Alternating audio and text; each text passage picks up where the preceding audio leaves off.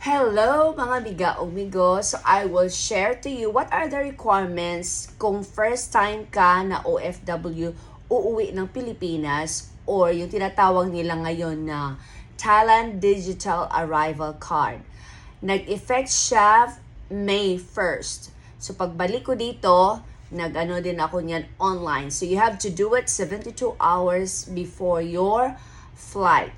But, first things first, kung ikaw ay OFW, kailangan mong mag-re-entry.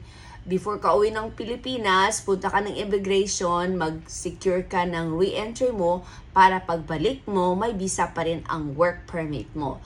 Pag uwi naman ng Pilipinas, meron tayong tinatawag na e-travel.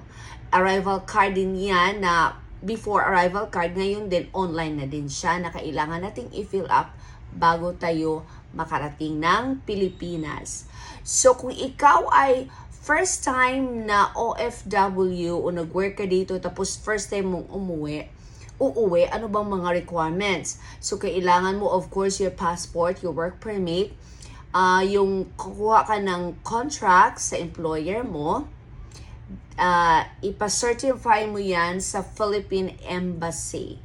Kasi first time mo na uuwi ng Pilipinas. Pagdating mo ng Pilipinas, punta ka doon sa POEA, Philippine Overseas Employment Workers. Okay? Pupunta ka doon, POEA. Okay? Doon mag-ano ka na sa OWA. Pero ang OWA ngayon, optional na lang siya.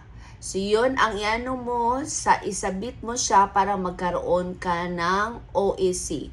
Overseas Employment Certificate. Yan ang kailangan talaga para pagbalik mo dito, yun ang ipakita mo sa immigration officer. Para ikaw ay maging certified na OFW. Again, take note, kailangan ang documents mo from the school, your contract, and your employment certificate. Kailangan may sealed from the school, tapos original ang signature. I hope this can help and bye-bye for now. God bless everyone.